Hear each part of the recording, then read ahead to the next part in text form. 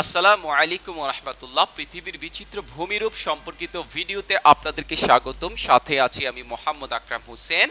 আজকের টপিকটি খুবই গুরুত্বপূর্ণ, কেননা অনেক প্রতিযোগিতামূলক পরীক্ষাতেই ভূগোল পার্টে এখান থেকে প্রশ্ন আসতে দেখা যায়। তাই আজকের ভিডিওতে আমরা একটু বিস্তারিত জানার চেষ্টা করব এই বিষয়ে। তাহলে চলুন আজকের ভিডিওটি শুরু করা যাক। শুরুতে আমরা পলল পাখা ভূমিরূপটি দেখব। এই ভূমিরূপটি পার্বত্য অঞ্চলে, বিশেষ করে পাহাড়ের পাদদেশে দেখা যায়। একে পাখা বলার কারণ হচ্ছে এটি দেখতে, অর্থাৎ এই ভূমিরূপটি দেখতে অনেকটা হাত পাখার ন্যায় এবং ত্রিকোণাকৃতির হয়ে থাকে। এটি মূলত নদী যখন পাহাড়ি এলাকাতে উচ্চভূমি থেকে সমভূমিতে পতিত হয়, সেই পতনস্থলটিতে মূলত এই পলল পাখা ভূমিরূপটি দেখা যায়। আমরা যদি চিত্রের মাধ্যমে বিষয়টি একটু দেখার চেষ্টা করি, আমরা দেখতে পাচ্ছি পার্বত্য একটি অঞ্চল, দুই পাহাড়ের মাঝখান দিয়ে একটি নদী প্রবাহিত হয়েছে। এই প্রবাহিত নদীটি আর পতনস্থল হচ্ছে এটি, যেখানে কিনা পাখার অর্থাৎ হাত পাখার নিয়ে একটি ভূমিরূপ সৃষ্টি হয়েছে, যেটিকে আমরা পলল পাখা বলছি। এখন আমরা পলল কোণ ভূমিরূপটি একটু দেখে নেব। এটিও পলল পাখা নিয়ে পার্বত্য অঞ্চলে বা পাহাড়ের পাদদেশে দেখা যায়। একে কোণ বলার কারণ হচ্ছে এই ভূমিরূপটি কোণাকৃতির হয়ে থাকে। এটিও নদী যখন উচ্চভূমি থেকে সমভূমিতে পতিত হয়, সেই পতনস্থলটিতেই মূলত এই ভূমিরূপটি সৃষ্টি হয়ে থাকে। আরেকটু যদি বলি, পাহাড়ের পাদদেশের যে অঞ্চলের মাটিগুলো অধিক পরিমাণ পানি শোষণ করতে পারে, সেই সকল অঞ্চলের ভূমির সঞ্চয়টি প্রশস্ত না হয়ে এই ত্রিকোণাকৃতির ভূমিরূপটি সৃষ্টি হয়ে থাকে। অর্থাৎ যেই সমস্ত পাহাড়ের পাদদেশের মাটি অধিক পরিমাণ পানি শোষণ করতে পারে, সেখানে ভূমির যে সঞ্চয় কার্যক্রম, সেই সঞ্চয় কার্যক্রমটি প্রশস্ত হয় না, প্রশস্ত না হয়ে ত্রিকোণাকৃতির হয়ে থাকে। এবং ত্রিকোণাকৃতির যে ভূমিরূপটি সৃষ্টি হয়, সেটিকেই পলল কোণ বলা হয়। আমরা যদি একটু চিত্রের মাধ্যমে বিষয়টিকে দেখার চেষ্টা করি, আমরা দেখতে পাচ্ছি নদীটি উচ্চভূমি থেকে সমভূমিতে পতিত হচ্ছে, সে পতনস্থলটিতেই কোণাকৃতির একটি ভূমিরূপ সৃষ্টি হয়েছে, যেটিকে আমরা পলল কোণ বলছি। এখন যে ভূমিরূপটি দেখব সেটি হচ্ছে ইউ আকৃতির ভূমিরূপ। উঁচু পার্বত্য অঞ্চলে এই ধরনের ভূমিরূপ সৃষ্টি হয়ে থাকে। মূলত উচ্চ পার্বত্য অঞ্চলে হিমবাহের সমান সমান পার্শ্বক্ষয় এবং নিম্ন ক্ষয়ের ফলে এই ইউ আকৃতির ভূমিরূপ সৃষ্টি হয়ে থাকে। একে হিমদ্রোণীও বলা হয়ে থাকে। একটু চিত্র মাধ্যমে বিষয়টি যদি আমরা একটু দেখে নেওয়ার চেষ্টা করি, আমরা দেখতে পাচ্ছি যে পাহাড়ের উচ্চ পার্বত্য অঞ্চলে বা উঁচু পাহাড়ি অঞ্চলে হিমবাহের সমান পার্শ্বক্ষয়, অর্থাৎ সমান পার্শ্বক্ষয় এবং নিম্ন ক্ষয়ের ফলে ইউ আকৃতির ভূমিরূপ সৃষ্টি হচ্ছে। এখন যে ভূমিরূপটি দেখব সেটি হচ্ছে ভি আকৃতির উপত্যকা। এটিও ইউ আকৃতির ভূমিরূপের মতো উচ্চ পার্বত্য অঞ্চলে সৃষ্টি হয়ে থাকে।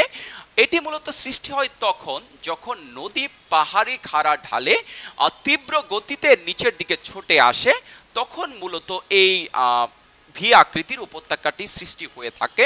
অর্থাৎ নদী যখন উচ্চভূমি থেকে, অর্থাৎ পাহাড়ি অঞ্চল থেকে, পাহাড়ি অঞ্চলের উচ্চভূমি থেকে যখন নিচের দিকে তীব্র বেগে আসতে থাকে, তখন নদীর পার্শ্বক্ষয় না হয়ে তলদেশের ক্ষয় সাধিত হতে থাকে। আর এভাবেই মূলত উপত্যকা সংকীর্ণ এবং গভীর হয়ে ভি আকৃতির উপত্যকাটি সৃষ্টি হয়ে থাকে। আমরা যদি চিত্রের মাধ্যমে বিষয়টি একটু বোঝার চেষ্টা করি, আমরা দেখতে পাচ্ছি যে পাহাড়ি অঞ্চলের খাড়া যে ঢাল রয়েছে দুই পাশে আমরা দেখতে পাচ্ছি, নদী যখন পতিত হয় তখন নদী পাহাড়ের পার্শ্ব ক্ষয় সাধন না করে তলদেশের ক্ষয় সাধিত করতে থাকে, যার ফলে ভি আকৃতির একটি উপত্যকার সৃষ্টি হয়, আমরা এখানে দেখতে পাচ্ছি। এখন যে ভূমিরূপটির কথা নিয়ে কথা বলবো সেটি হচ্ছে সাবমেরিন ফ্যান। এই ভূমিরূপটি সমুদ্র তলদেশের একটি ভূমিরূপ, অর্থাৎ সমুদ্রের তলদেশে এই ভূমিরূপটি দেখা যায়। এটি মূলত নদীবাহিত পলি দ্বারা সৃষ্টি হয়ে থাকে। আমরা জানি যে বিশ্বের বৃহত্তম সাবমেরিন ফ্যান বঙ্গোপসাগরে অবস্থিত, যেটিকে বেঙ্গল ফ্যান বা গঙ্গা ফ্যান নামে ডাকা হয়ে থাকে। আমরা যদি চিত্রের মাধ্যমে বিষয়টি একটু বোঝার চেষ্টা করি, এটা একটি সমুদ্রের তলদেশের ভূমিরূপ। আমরা দেখতে পাচ্ছি একটি সাবমেরিন ক্যানিয়ন এখানে রয়েছে, অর্থাৎ গিরিখাত রয়েছে, ডুবো গিরিখাত, যেখান দিয়ে পলি এসে এখানে সঞ্চিত হচ্ছে। আর পলিটি যেখানে সঞ্চিত হচ্ছে, পলি সঞ্চিত হয়ে হয়ে আমরা দেখতে পাচ্ছি একটি হাত পাখার নিয়ে একটি আকৃতি ধারণ করেছে, যেটিকে সাবমেরিন ফ্যান বলা হচ্ছে। এখন আমরা যে ভূমিরূপটি দেখব সেটি হচ্ছে সাবমেরিন ক্যানিয়ন বা ডুবু গিরিখাত, এটিও সমুদ্রের গভীরে বিদ্যমান। আমরা যদি একটু চিত্রের মাধ্যমে বিষয়টি আগে একটু বুঝে নেওয়ার চেষ্টা করি, আমরা দেখতে পাচ্ছি যে একটি গিরিখাত, যেটি কিনা ডুবু গিরিখাত, যেটি সমুদ্র তলদেশে একটি ভূমিরূপ। এই গিরিখাত দিয়েই মূলত পলিগুলো, নদীবাহিত পলিগুলো আসতে থাকে এবং এসে তার পতন স্থলে এসে একটি ফ্যান আকৃতি ধারণ করে, যেটিকে আমরা সাবমেরিন ফ্যান বলছি। আর যেই পথটি দিয়ে, অর্থাৎ যেই রাস্তাটি দিয়ে বা যেই খাতটি দিয়ে পলি, নদীবাহিত পলিগুলো আসছে, সেই খাতটিকে বলা হচ্ছে সাবমেরিন ক্যানিয়ন বা ডুবু গিরিখাত। আমরা জানি যে সোয়াচ অফ নো গ্রাউন্ড হচ্ছে বঙ্গোপসাগরের গভীর ডুবু গিরিখাত বা সাবমেরিন ক্যানিয়ন। এখন যে ভূমিরূপটি নিয়ে কথা বলবো সেটি হচ্ছে ডেল্টা বা বদ্বীপ। আমরা জানি যে ত্রিকোণাকৃতির সমতল ভূমিকে মূলত ডেল্টা বা বদ্বীপ বলা হয়। পৃথিবীর বৃহত্তম বদ্বীপ হচ্ছে বাংলাদেশ, আর বাংলাদেশের বৃহত্তম বদ্বীপ হচ্ছে সুন্দরবন। বাংলাদেশের সমস্ত দক্ষিণাংশ গঙ্গা ও পদ্মার বদ্বীপ। আমরা যদি একটু চিত্রের মাধ্যমে বিষয়টিকে দেখে নেওয়ার চেষ্টা করি, আমরা দেখতে পাচ্ছি যে বাংলাদেশে একটি মানচিত্র, যেখানে দেখানো হচ্ছে যে বাংলাদেশের দক্ষিণাংশের যে ভূ আকৃতিটি, সেটি অনেকটা বাংলা ব অক্ষরের মতো, যেটিকে মূলত বদ্বীপ বলা হচ্ছে। এখন যে ভূমিরূপটি দেখব সেটি হচ্ছে গিরিপথ। পার্বত্য অঞ্চলে পর্বত শ্রেণীর মধ্যবর্তী সংকীর্ণ ও অনুচ্চ পথকে মূলত গিরিপথ বলা হয়। আমরা যদি চিত্রের মাধ্যমে বিষয়টিকে একটু দেখে নেই, আমরা দেখতে পাচ্ছি একটি পার্বত্য অঞ্চল। এখানে একটি আঁকা বাঁকা রাস্তা দেখতে পাচ্ছি, যেটি খুব একটি উচ্চ নয়, আবার খুব বেশি প্রশস্ত নয়, অর্থাৎ সংকীর্ণ এবং অনুচ্চ। এই পথটিকে মূলত গিরিপথ বলা হচ্ছে। খাইবার গিরিপথটি পাকিস্তান এবং আফগানিস্তানে অবস্থিত একটি বিখ্যাত গিরিপথ। এখন আমরা যেই দেখব, ভূমিরূপটি দেখব, সেটি হচ্ছে মালভূমি। পর্বত থেকে নিচু, অর্থাৎ মালভূমির বৈশিষ্ট্যটি হচ্ছে এটি পর্বত থেকে নিচু হবে কিন্তু সমভূমি থেকে উঁচু হবে এবং খাড়া ঢালযুক্ত হবে এবং ঢেউ খেলানো হবে এবং এটি সমতল ভূমি হবে। আমরা যদি একটু চিত্রে দেখে নেই, আমরা চিত্রে দেখতে পাচ্ছি যে এটি হচ্ছে মালভূমির চিত্র। পৃথিবীর বিখ্যাত মালভূমির কথা যদি বলি, সিরিয়ার গোলান মালভূমি এবং তিব্বতের পামির মালভূমি, যেটিকে কিনা পৃথিবীর ছাদ বলা হয়। এখন যে ভূমিরূপটি দেখব সেটি হচ্ছে উপত্যকা, অর্থাৎ দুই পাহাড় বা পর্বতের মধ্যবর্তী বিস্তীর্ণ এলাকাকে উপত্যকা বলা হয়।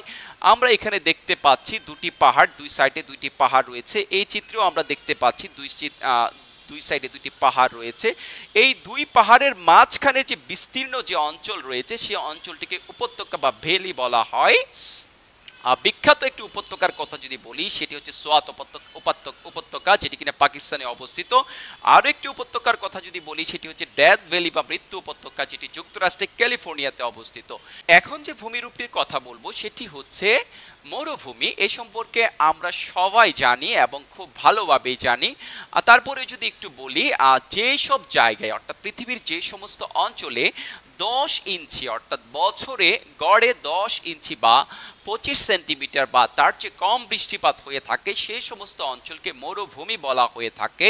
আমরা মরুভূমির চিত্র দেখতে পাচ্ছি। এখন কয়েকটি বিখ্যাত মরুভূমির কথা যদি বলি, সেটি হচ্ছে থর মরুভূমি, যেটি ভারত পাকিস্তানে অবস্থিত, গোবি মরুভূমি, যেটা চীন এবং মঙ্গোলিয়াতে অবস্থিত, তাকলামাকান মরুভূমি, যেটি চীনে অবস্থিত, দাহনা মরুভূমি, যেটি সৌদি আরব অবস্থিত, ভিক্টোরিয়া মরুভূমি, যেটি অস্ট্রেলিয়াতে অবস্থিত, এবং কালাহারি মরুভূমি, যেটি বতসোয়ানা, নামিবিয়া ও দক্ষিণ আফ্রিকা জুড়ে বিস্তৃত, এবং পৃথিবীর সবচেয়ে বড় মরুভূমি, বৃহত্তম মরুভূমি সাহারা মরুভূমি, যেটি আফ্রিকা মহাদেশে অবস্থিত।